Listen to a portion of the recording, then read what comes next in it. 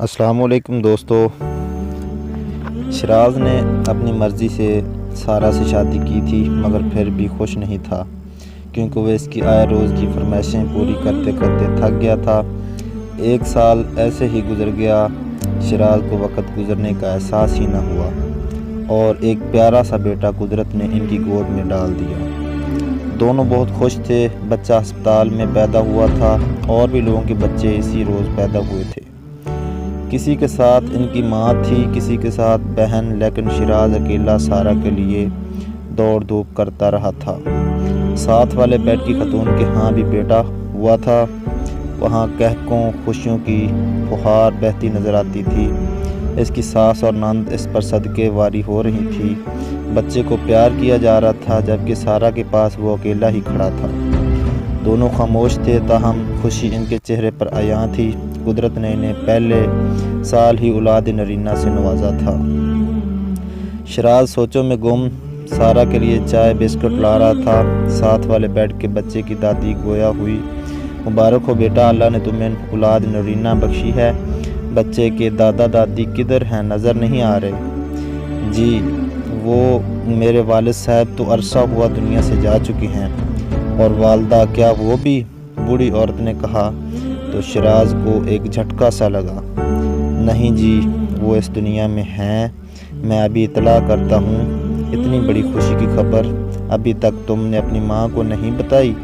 حیرت ہے، اس نے کہا اور اپنے پوتے کو پیار کرنے لگی۔ شراز کے ذہن میں آندیاں چلنے لگی تھیں۔ اسے امی کو ضرور فون کرنا چاہیے تھا، مگر ان کا نمبر تو سارہ نے ڈیلیٹ کر دیا تھا۔ اب کیا کروں؟ اس نے کچھ دیر سوچا اور اپنی موٹر سائیکل نکالنے لگا۔ گھر کا دروازہ کھلا ہوا تھا اور امی ایک چارپائی پر لیٹی تسبیح پڑھ رہی تھیں۔ ان کی آنکھیں بند تھیں۔ شراز کے آنے کی انہیں کوئی خبر نہیں ہوئی تھی۔ وہ اپنے دھیان میں تسبیح پڑھے جا رہی تھیں۔ شراز نادن کھڑا تھا۔ وہ کافی دیر سے اپنے آپ کو ان سے بات کرنے کے لیے تیار کر رہا تھا۔ آخر بات شروع کہاں سے کریں؟ اس نے امی کے ساتھ کچھ اچھا بھی تو نہیں کیا تھا۔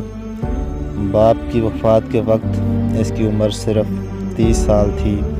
امی نے باپ بن کر اس کی پرورش کی تھی، اور اس نے سارہ کے کہنے پر آ کر اپنی ماں کو چھوڑ دیا تھا، اس ماں کو جس کا اس کے سوا دنیا میں کوئی نہیں تھا۔ ندامت سے اس کی آنکھوں سے ٹپ ٹپ آنسو گر رہے تھے۔ اچانک امی کی آنکھ کھلی اور وہ تسبیح ایک طرف رکھ کر بیٹھ گئی۔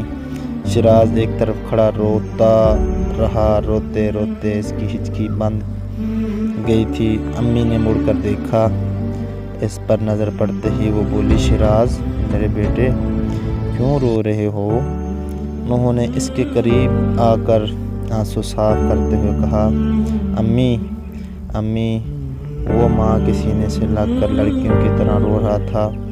اپنی 23 سالہ زندگی میں وہ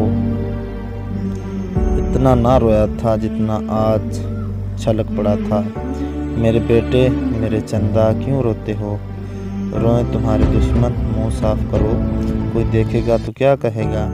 میں ابھی چائے بناتی ہوں۔ نہیں امی، میں نے چائے نہیں پینی، آپ مجھے معاف کر دیں، میں نے آپ کے ساتھ بہت زیادتی کی ہے۔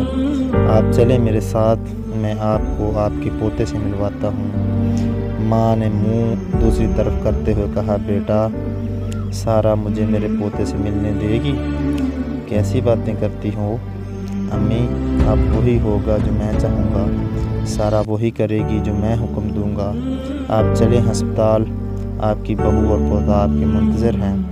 امی نے خوشی کے آنسوؤں کو دوپٹے سے صاف کیا اور شراز کے ساتھ موٹر سائیکل پر بیٹھ گئی اور خوبصورت خوشیوں بھرے سفر کرنے کو روانہ ہو گیا۔ تو ناظرین، ہمیں اس سبق سے یہ نتیجہ حاصل ہوتا ہے کہ ہمیں اپنی والدین کی قدر کرنی چاہیے، اور خصوصاً بالخصوص والدہ کی نافرمانی نہیں کرنی چاہیے، اور انہیں ہمیشہ خوش رکھنا چاہیے۔ والسلام۔